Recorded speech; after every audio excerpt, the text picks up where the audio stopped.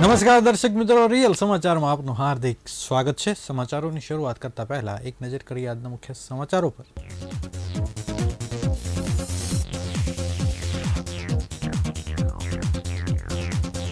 સુરતમાં મહિલાઓની ભવ્ય કાવડ યાત્રા યોજાઈ 5000થી વધુ મહિલાઓએ શિવ પૂજા કરી।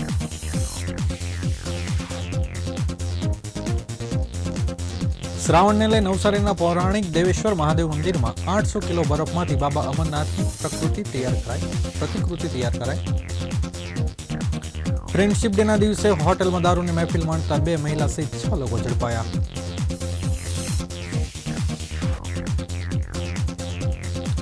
સુરતમાં આંગળીયા પેટીઓને છેતરતી આંતરરાજ્ય ગેંગનો પર્દાફાશ, 2 આરોપી પકડાયા।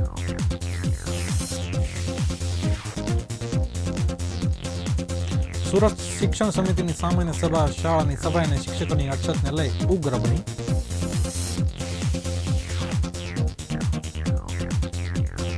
લિંબાયતમાં એક કાપડ દલાલની હત્યા કરનાર 3 હત્યારાઓ પૈકી 2 પકડાયા।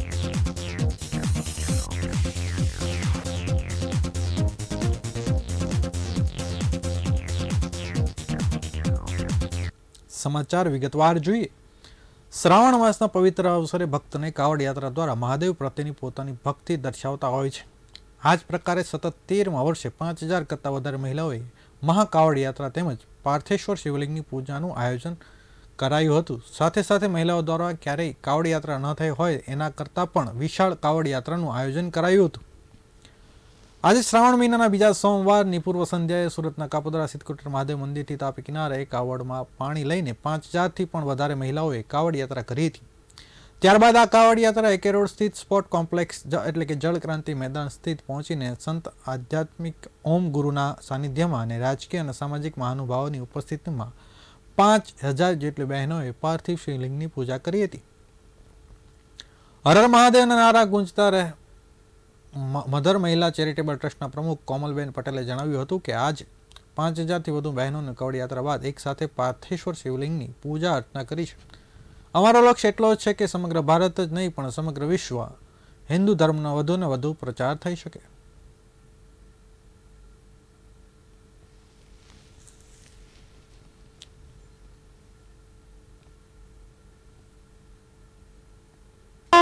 કોમલબેન પટેલ છે।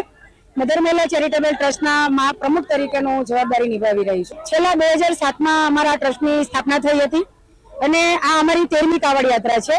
છેલ્લા 12 વર્ષથી અમે મહિલાઓની કાવડ યાત્રા આ વિસ્તારમાં કર્યા છે। ત્યારે છેલ્લા વર્ષમાં 3600 જેટલી બહેનો આ કાવડ યાત્રામાં જોડાઈ હતી।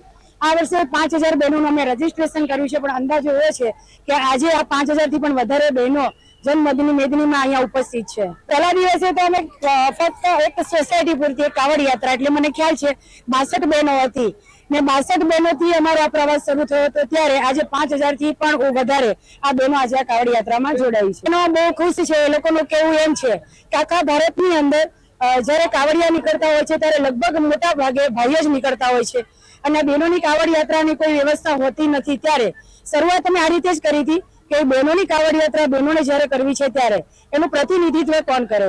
ત્યારે અમારી આ સંસ્થા તૈયાર થઈ અને આ કાવડ યાત્રાનો અમે ત્યારે પ્રારંભ કર્યો। મારું નામ શ્રાવણ માસ દરમિયાન નવસારી શહેરના મધ્યમાં આવેલ પૌરાણિક દેવેશ્વર મહાદેવ મંદિરમાં બાબા અમરનાથની પ્રતિકૃતિ બનાવવામાં આવી છે। મંદિર ટ્રસ્ટ દ્વારા આશરે 800 કિલો બરફનો ઉપયોગ કરી આ શિવલિંગ તૈયાર કરવામાં આવ્યું છે। છેલ્લા 12 વર્ષથી અહીં બાબા અમરનાથની પ્રતિકૃતિ બનાવવાની પરંપરા ચાલી રહી છે। આ વર્ષે પણ હજારો ભક્તોએ આ શિવલિંગના દર્શનનો લાભ લીધો છે। સવારે 8 વાગ્યાથી રાત્રિ સુધી ભક્તો દર્શન કરી શકે છે। નવસારીના બિરાજમાન સ્વયંભૂ દેવેશ્વર મહાદેવનું મંદિર ખાતે અતિ પૌરાણિક છે। અહીં શ્રાવણ માસ દરમિયાન સવાર સાંજ મહાદેવની આરતી અને શણગાર કરવામાં આવે છે। મંદિરના મુખ્ય પૂજારી શ્યામ મહારાજે 12 વર્ષ પહેલા વિચાર આવ્યો હતો કે જે ભક્તો કોઈ કારણોસર જમ્મુ કાશ્મીરમાં બાબા અમરનાથના દર્શન કરવા જઈ શકતા નથી તેઓ નવસારીમાં જ આ દર્શનનો લાભ લઈ શકે એ માટે જમ્મુ કાશ્મીરમાં બાબા અમરનાથનું બર્ફીલું શિવલિંગ વહેલું ઓગળી જતા ભક્તો નિરાશ થયા હતા, પરંતુ નવસારી દેવેશ્વર મહાદેવ મંદિરના બનાવેલ મનમોહક બરફના શિવલિંગથી ભક્તો આનંદની લાગણી પ્રસરી હતી। દર્શન કરવા આવેલા યુવાનો પુનિતે જણાવ્યું કે બરફનું શિવલિંગ જોઈને તેમને ખૂબ જ આનંદ થયો છે।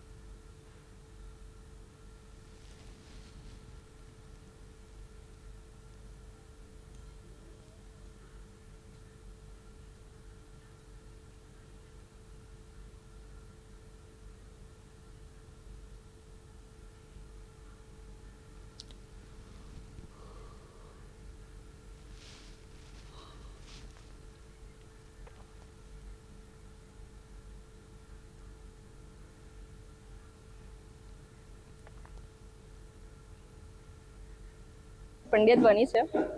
અમે સુરત રહીએ છીએ. અમને એવું જાણવા મળ્યું કે અહીંયા નવસારીમાં દેવેશ્વર મહાદેવના ત્યાં અમરનાથ મહાદેવ જેવી સ્કૂલ તૈયાર કરવામાં આવી છે. એટલે અમે સ્પેશિયલ સુરતથી આજે દર્શન કરવા માટે અહીંયા આવ્યા છે. અને અહીંયા અમને એવું સાંભળ્યું, અહીંયા આવીને અમને એવું જાણકારી મળી કે આ મંદિર 750 વર્ષથી પણ જૂનું સ્વયંભૂ મહાદેવ અહીંયા વિરાજમાન છે. સો અહીંયા અમે આવ્યા દર્શન કરવા અને ખૂબ સારો અનુભવ રહ્યો. અમારું નામ સુરતમાં ફ્રેન્ડશિપ ડેના દિવસે હોટલમાં દારૂની મહેફિલ માણતા 2 મહિલા સહિત 6 લોકો ઝડપાયા છે. પોલીસે 2.5 લાખનો મુદ્દામાલ જપ્ત કરી કાયદેસરની કાર્યવાહી હાથ ધરી છે. પ્રાથમિક માહિતી મુજબ મહિલા આર્ટિસ્ટ દારૂ પાર્ટીથી કંટાળી ગયેલા તેના સસરાએ જ પોલીસને આ અંગે બાતમી આપ્યાનો દાવો કરાઈ રહ્યો છે. તેને કહ્યું હતું કે મારી પુત્ર દારૂની પાર્ટી કરી રહી છે. પુત્રવધુ મારી દારૂની પાર્ટી કરી રહી છે. બાતમીના આધારે પોલીસે રેડ પાડી મહેફિલ માણી રહેલાઓને ઝડપી આગળની કાર્યવાહી હાથ ધરી છે. મળતી માહિતી મુજબ સુરતના ડુમસ રોડ પર આવેલી હોટલની રૂમમાં કેટલાક લોકો દારૂની મહેફિલ માણી રહ્યા હોવાની માહિતીના આધારે પોલીસે ત્યાં રેડ કરી હતી, જ્યાં 2 મહિલા આર્ટિસ્ટ અને 4 પુરુષો દારૂની મહેફિલ માણતા ઝડપાયા હતા. એક મહિલાની ઉંમર 24 વર્ષ અને બીજીની 25 વર્ષ હતી. પોલીસે ત્યાંથી દારૂની બોટલ, ગ્લાસ, 7 મોબાઈલ ફોન મળી આવ્યા હતા. પોલીસે 2.25 લાખનો મુદ્દામાલ જપ્ત કર્યો હતો તેમજ તમામ મેડિકલ ચેકઅપ માટે હોસ્પિટલ મોકલાયા હતા. વધુમાં એક મહિલા આર્ટિસ્ટના સસરાએ જ પોલીસ કંટ્રોલ રૂમનો ફોન કર્યો હોવાની વિગતો સાંપડી છે. વહુની દારૂ પાર્ટીથી કંટાળી સસરાએ જ કંટ્રોલ રૂમમાં ફોન કરીને રેડ પડાવી હતી. એસીપી દીપ વકીલે જણાવ્યું હતું કે ડુમસ પોલીસનો સ્ટાફ પેટ્રોલિંગમાં હતો. તે દરમિયાન એક ફરિયાદીએ કંટ્રોલ રૂમમાં ફોન કર્યો હતો. આ ફરિયાદીનો સર્વેલન્સ સ્ટાફ દ્વારા સંપર્ક કરતા તેઓએ જણાવ્યું હતું કે તેઓની પુત્રવધુ ડુમસ વિસ્તારની એક હોટલમાં બેસીને મિત્રો સાથે પાર્ટી કરી રહી છે. વધુ માહિતી મેળવી આ જગ્યાએ પોલીસે રેડ કરતા હોટેલ રૂમ નંબર 443માં તપાસ કરતા ત્યાં 4 પુરુષ અને 2 મહિલા મહેફિલ કરતા હોવાનું જાણવા મળ્યું હતું તથા તેમની ઝડપી લેતા તેઓની પાસેથી એક વિદેશી દારૂની બોટલ પણ મળી આવી હતી.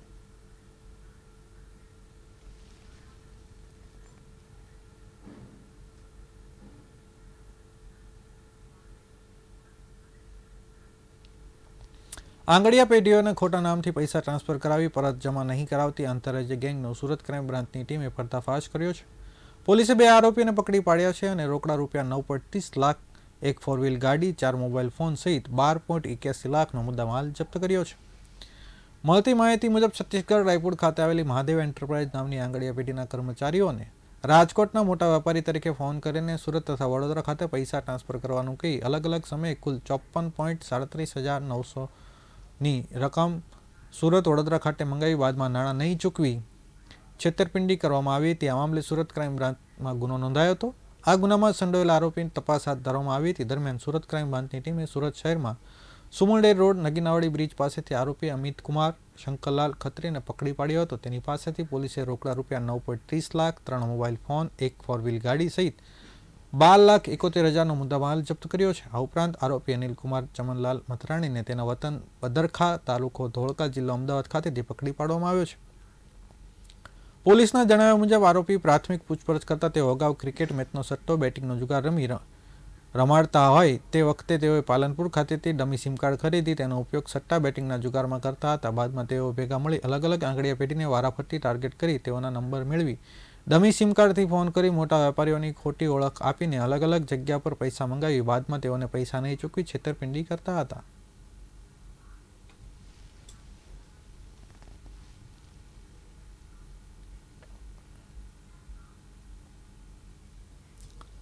સુરત મહાનગરપાલિકાની શિક્ષણ સમિતિની સામાન્ય સભા આજે મળી હતી, જેમાં શાળાઓની સફાઈ વ્યવસ્થા અને અંગ્રેજી વિષયના શિક્ષકોની અછત જેવા મુખ્ય મુદ્દાઓ ચર્ચાના કેન્દ્રમાં રહ્યા હતા. તેમજ શિક્ષણ સમિતિની 100 વર્ષ પૂરા થવા છતાં આજ સુધી કાયમી શાસનાધિકારીની નિમણૂક કરવામાં આવી નથી. હાલ ઇન્ચાર્જ અધિકારી દ્વારા કામ ચલાવવામાં આવી રહ્યું છે. તેમજ શિક્ષણ સમિતિના શિક્ષકોની અછત સામે ખાનગી એજન્સી પર આધાર રાખી રહી છે, જેમાં અંગ્રેજી વિષયના શિક્ષકોની ઊંડા અભાવ વચ્ચે 3 થી 6ના 6,000 વિદ્યાર્થીઓ ખાનગી સંસ્થા મારફતે અંગ્રેજી શીખવવામાં આવશે. નિયમિત ભરતીને બદલે ખાનગી એજન્સીનો આશરો લેવા શિક્ષણની ગુણવત્તા અંગે પણ પ્રશ્નો ઊભા થયા છે.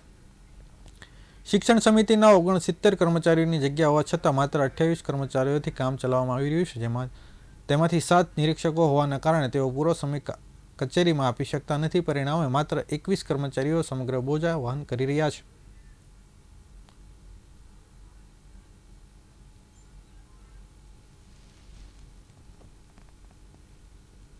શિરપરા, નેતા વિપક્ષ, નગર પ્રાથમિક શિક્ષણ સમિતિ સુરત. આજરોજ નગર પ્રાથમિક શિક્ષણ સમિતિની સામાન્ય સભા યોજાઈ.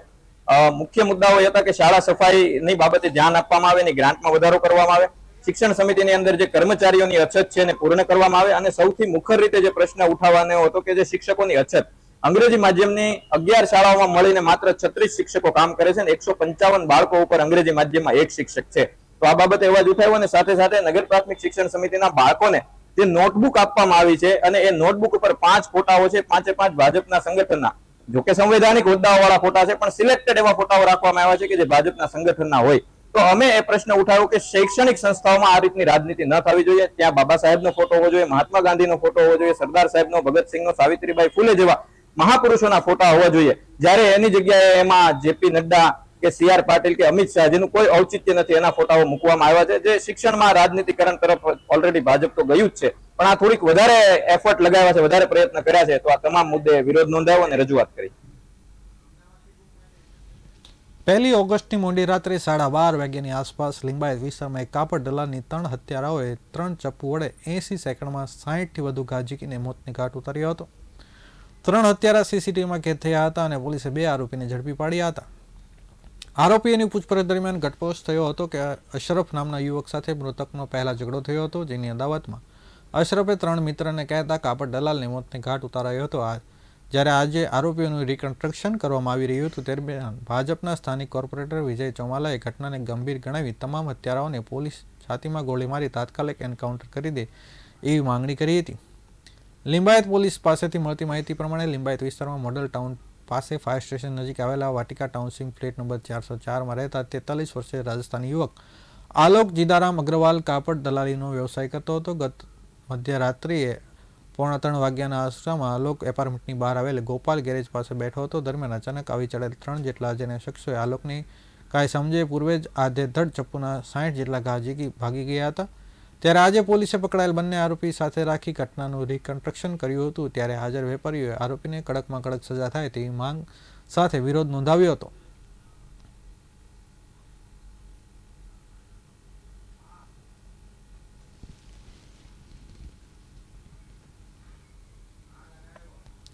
સમાચાર પૂર્ણ કરતા પહેલા ફરી એક વખત નજર કરી આજના મુખ્ય સમાચારો પર.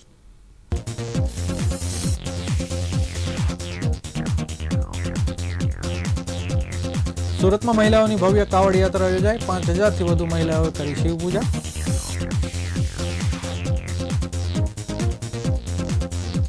શ્રાવણને લઈ નવસારીના પૌરાણિક દેવેશ્વર મહાદેવ મંદિરમાં 800 કિલો બરફમાંથી બાબા અમરનાથની પ્રતિકૃતિ તૈયાર કરાઈ. ફ્રેન્ડશિપ ડેના દિવસે હોટલમાં દારૂની મહેફિલ માણતા 2 મહિલા સહિત 6 લોકો ઝડપાયા. સુરતના આંગળીયા પેઢીઓની છેતરી આંતરરાજ્ય ગેંગનો પર્દાફાશ. 2 આરોપીની ધરપકડ.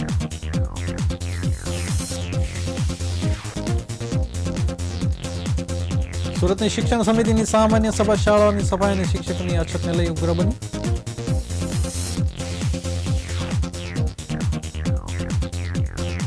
લિંબાયતમાં એક કાપડ દલાલની હત્યા કરનાર 2 આરોપી પકડાયા.